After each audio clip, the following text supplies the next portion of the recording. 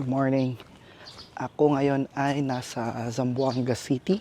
Dumating kami dito ng asawa ko kahapon and magsistay muna kami dito na mga ilang araw lang bago kami umuwi sa hometown namin. Feeling ko ay gusto kong mag-ikot-ikot sa Zamboanga. By the way, kahapon galing sa airport, nag-check kami ng Grab para tingnan lang kung anong meron sa Grab.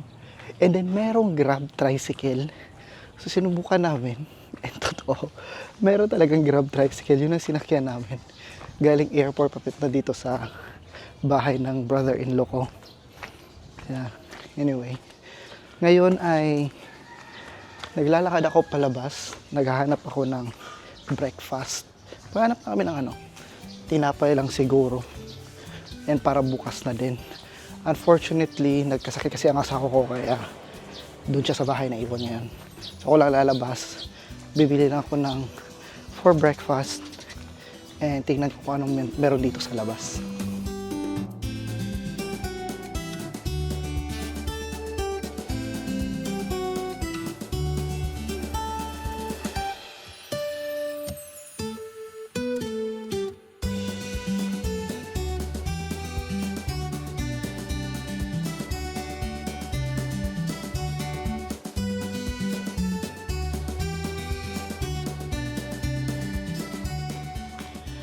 It's always a good thing na maglakad-lakad kayo, especially pag bago kayo sa lugar.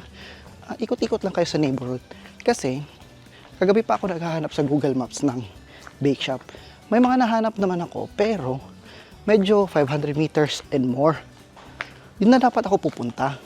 Pero pagkalabas ng kanto, nakita ko agad may bake shop sa kanto lang.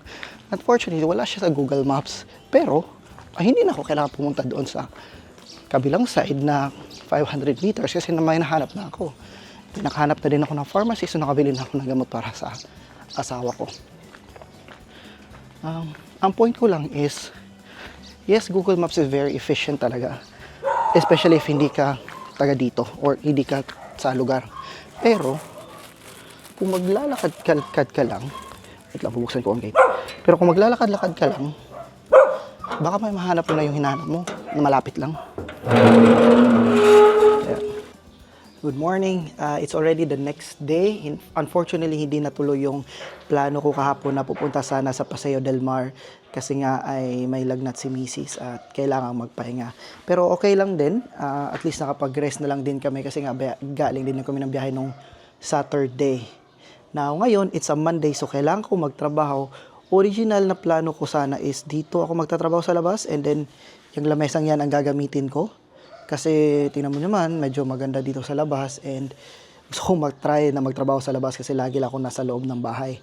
But, unfortunately, itong table na to medyo matanda na kasi and then kung hawakan yung mga puti-puting dumidikit sa balat. Kaya, hindi pwede. So, nag-decide ako sa loob na lang ako magtatrabaho.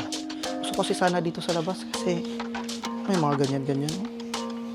We're just beautiful creatures singing loudly on the floor. We could dance forever until they kick us out the door. All I hear is blah, blah, blah, blah.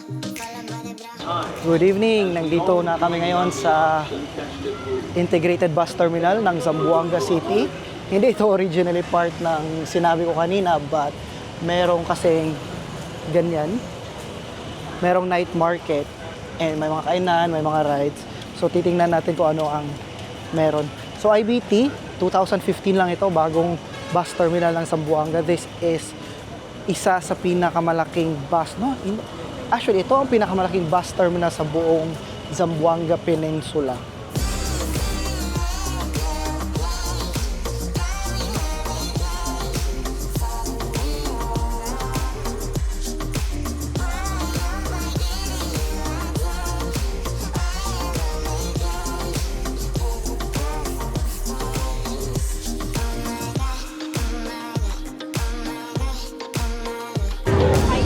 Diba? May live music doon. Ikot pa sana kami, pero tingnan ko. Pare lang pala ng benta lahat. Barbecue lang din and barbecue and lechon. Hintay na lang namin kakain na kami.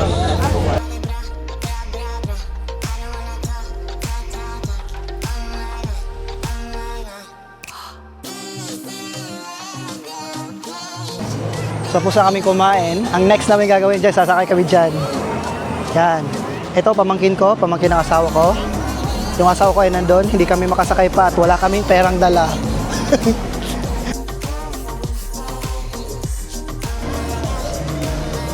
Tayo magkano? 60? Ang isa? Ang bata? 60. 120.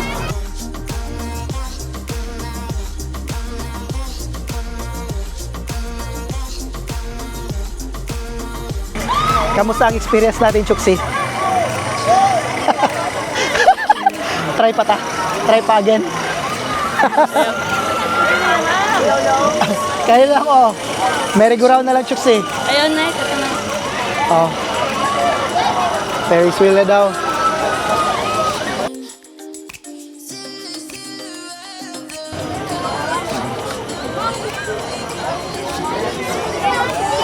Ba, dalawa?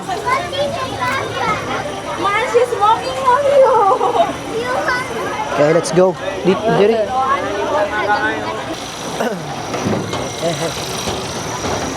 Dara ko, Chuksi, diri ko. Oo nga naman. Para sa balance. Parang kailangan humawak. Hawak, Chuksi, hawak. Dili ka, sigaw ko tudlo. Ayun siya. Ganito lang siya, oh. Like makina ng truck ang gamit nila.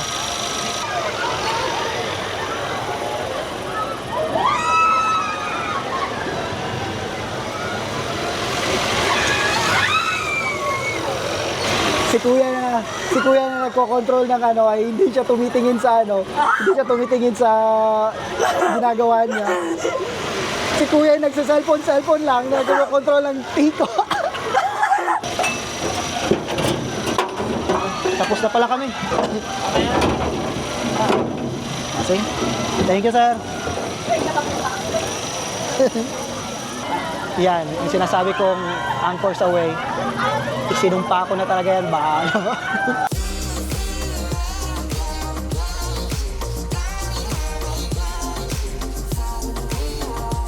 Ate, tulo ka avocado.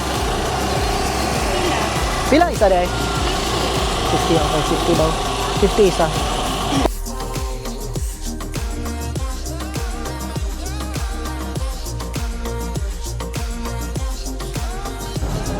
Alis na kami, pupunta kami ng City Hall, titignan namin yung Christmas lights design din doon.